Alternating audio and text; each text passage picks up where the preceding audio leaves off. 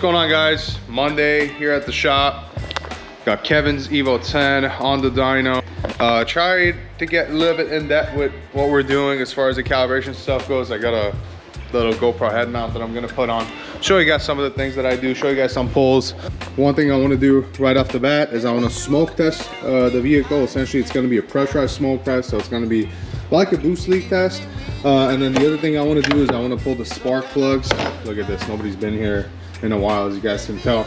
So most likely what we're gonna do is we're gonna throw in some fresh spark plugs. That boost leak test is gonna let us know if there's anything we need to be worried about, or anything we gotta fix before we actually start calibrating this thing. It's essentially an intake exhaust car. It does have a vent to atmosphere blow off valve. Of course, it's a HKS SSQV. I haven't seen these in a long time. And then about 2 months ago, I started seeing them on, like, I swear to God, it's almost like every Evo 10 that comes here has a SSQV blow off valve. They're expensive too, but I don't know, they just sound like hot boy blow off valves. Not hating, it's just not my cup of tea. I'll stick with tile. So what I'm gonna do is I'm gonna pull the plugs first. Real quickly, this thing has a fuel pump. It looks like it has DW 1100s, I believe. We'll find out when we're scaling the injector and dialing in the fuel trims. And intake exhaust, like I said, nothing else has been done. Stock turbo, stock wastegate actuator. It does have a 3-port, but it's gonna be a pump gas only calibration. So it's gonna be fairly easy. It's gonna take us a couple hours, get it dialed in for him. He doesn't want anything crazy. He's actually getting rid of the car. So he just wants something, safe for the next owner, essentially. So I'm gonna pull the plugs, I'm gonna hook up the smoke tester, and then I'll show you guys what's going on. All right, guys, so broke out one of my favorite new machines, tools, whatever you want to call it. This is a snap-on smoke tester. The nice thing about this is you can actually pressurize it. So I have a leak down tester, putting about, let's say 60 pounds of pressure in here. So it's a pressurized tester. Did take out the plugs. They don't look terrible. I mean, they're not brand new, but they look like they got about 10,000 miles on them. Nothing concerning. I'm not seeing any knock. I'm not seeing, any peppering or anything weird like that. So we're gonna keep that as is.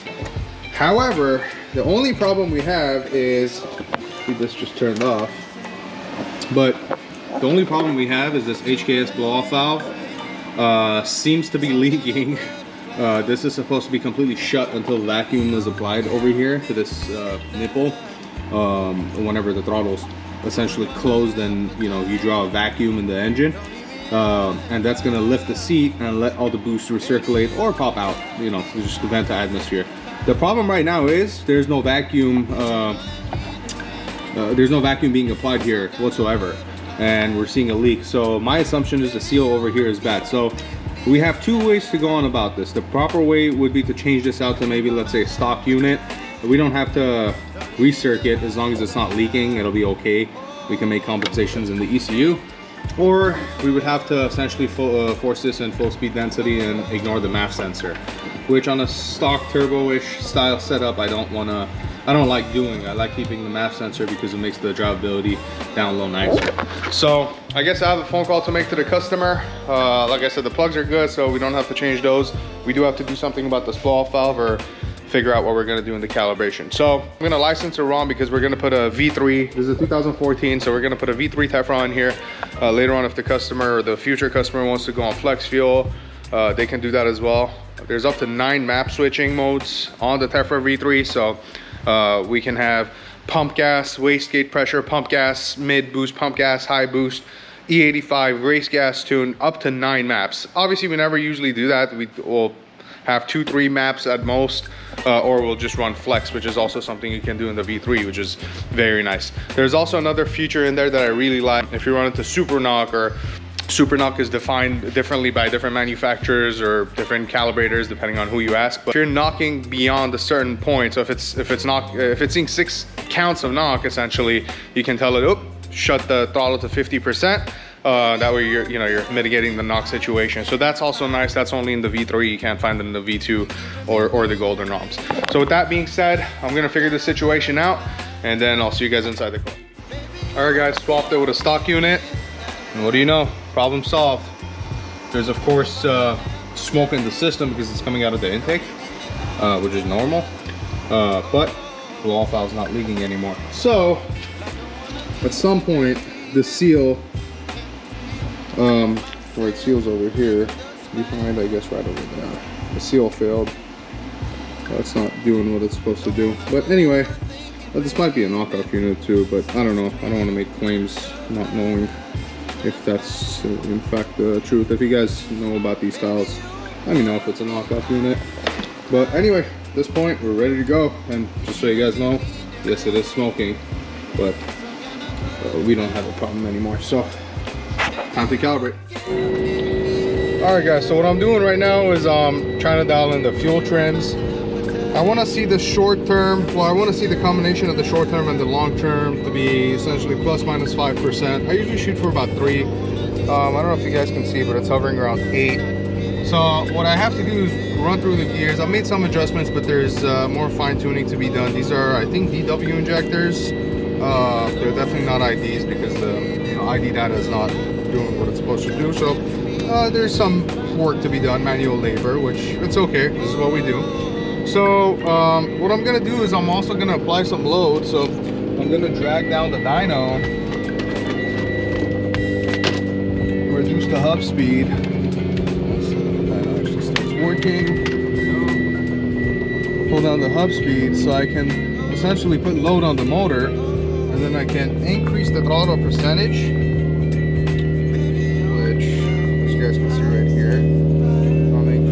But I don't want the load to be anything more than 110 kPa, because anything more than that, this fuel trim will zero out because it's transitioning into open loop. So in open loop, it looks like we're not running lean. See, as soon as we start getting into a little bit of boost, it starts going down to the 12s,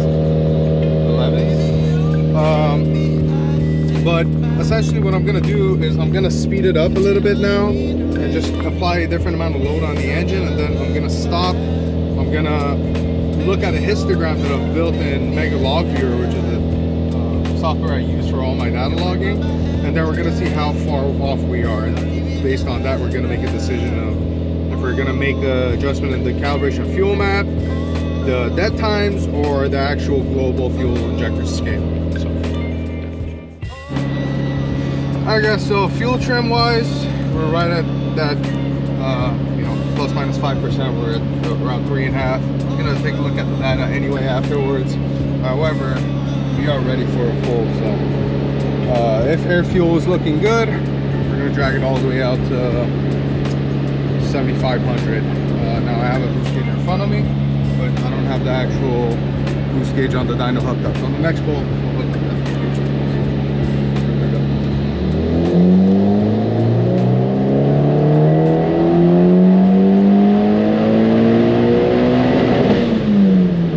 Very nice one. 256, 215.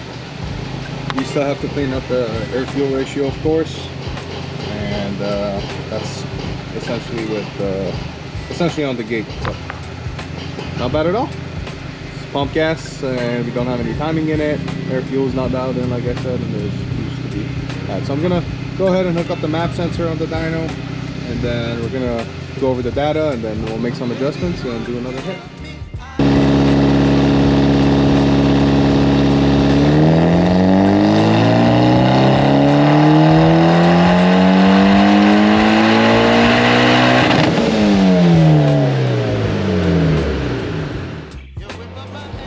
Okay, so the first pull was about 12 psi. I have the scaling all fucked up, but I'll fix it for the next one. Second pull, at literally twice the amount of duty cycle, still making the same boost. So there's something going on with the 3-port, the boost control system rather, that I have to figure out. So as soon as I figure this out, I'll be back. Okay, found the problem. The reason that the boost is not going up when I'm commanding a higher duty cycle is because not only is it not plugged into the right connector, this is the OEM reactive solenoid, the bottom one is the passive one that does not get used.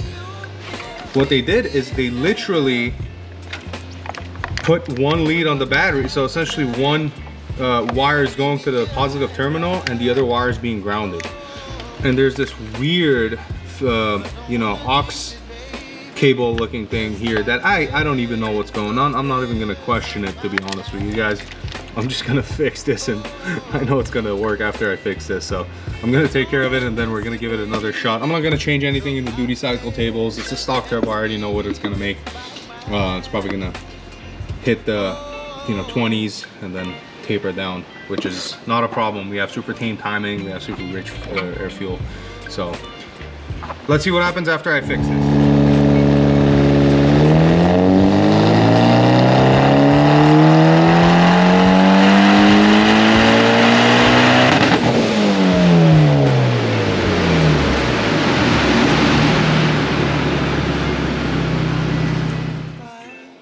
Alright, so with the solenoid wired in properly, it seems like it did what it was meant to do. At about 20 pounds peak. Still gotta work on the boost control, of course, but picked up another 50 horsepower because it picked up another 8 pounds of boost. However, like I said, I do have to dial in the wastegate duty cycle table. I gotta have it ramp a little bit harder and smoother. There you go, that gives you guys a better idea. It hits about 17 and then it goes to about 20 and then it tapers down again, which is normal for the stock wastegate actuator. So that's not what I'm worried about, but I want to hit it harder, down low, make a good amount of torque, and then ramp in some timing and fix our AFR, because it hits about 11.5 and then it dips to about 10.8. So I want it to be around 11.2 all the way through, so that's what we're going to work on next. Same thing over here. We see a couple counts of knock over here. I'm not really worried about it because it's a super low boost, rich AFR. We're gonna take care of this. This car is gonna leave with 0 counts of knock. But just so you guys see what I'm talking about, I have to ramp the duty cycle harder because it hits about 17, tapers a little bit, and then at around 6,000 RPM it hits peak boost, which is 20 pounds. So what we're gonna end up ideally with is gonna be like 24-25 psi on the hit, and then it's gonna taper all the way down to whatever it is right now. I guess 17-18 psi, whatever we can hold. Right now it's about 16, but I can ramp a little bit more duty cycle in there. So we're probably gonna see a boost curve of about 25-26 psi on the hit, tapering down to about 17 psi. Clean up the timing, clean up the air fuel, see what kind of power.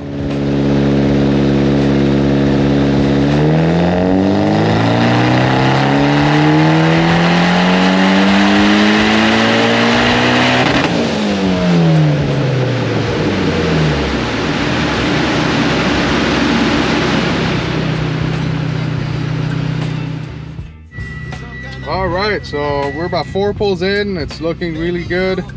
In fact, the only thing I can do right now is just throw another degree of timing in it, see how it likes it. Air fuel is pretty damn flat at 11.1.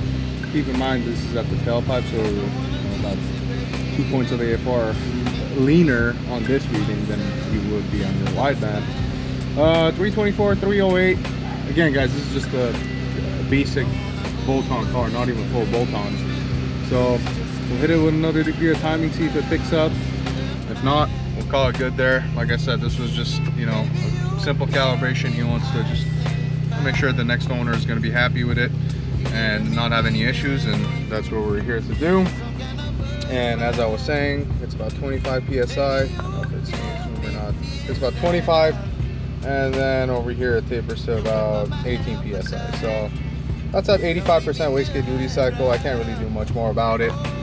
Past 85%, 80-85%, you really don't see a change. Even if you ramp it to 100%, you're probably going to see half a pound of boost. I'd rather have that there as a cushion, so if it tries to overboost or underboost, it can correct it. Then just flat out have the solenoid just at 100% duty cycle. So I don't like pushing things when they're not mine. If this was my car, it would be a different story. So yeah, for the time being, the only thing we can do to see if it picks up power is just give it another degree of timing. I don't think it's gonna make that big of a difference, but if it does, we'll leave it. If not, we'll pull back the degree that we put in it and we'll call it good. So yeah.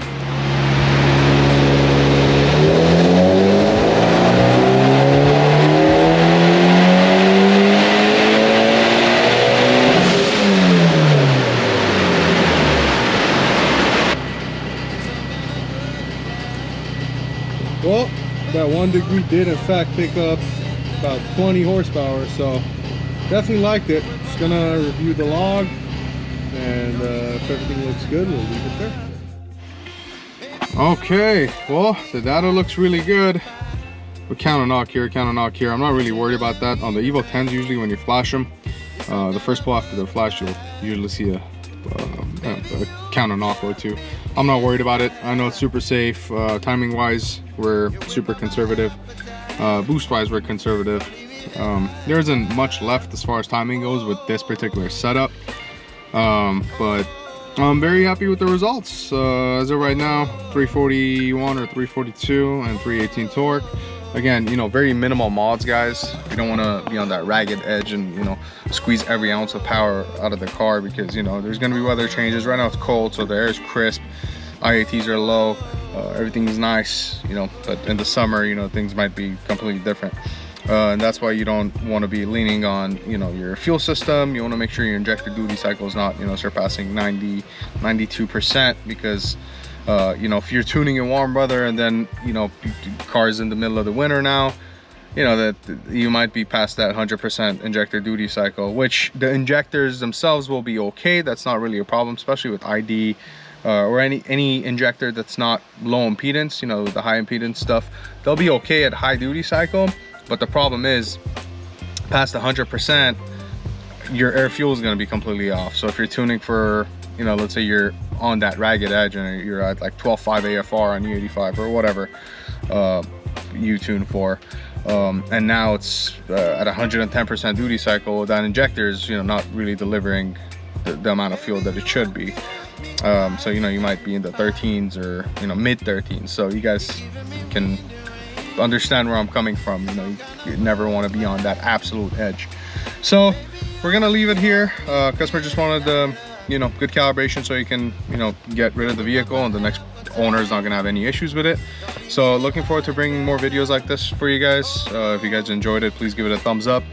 Subscribe if you're already not subscribed, and hit that bell notification, because there's going to be a lot of new videos coming out. So thank you guys for watching this one. I'll see you guys in the next one.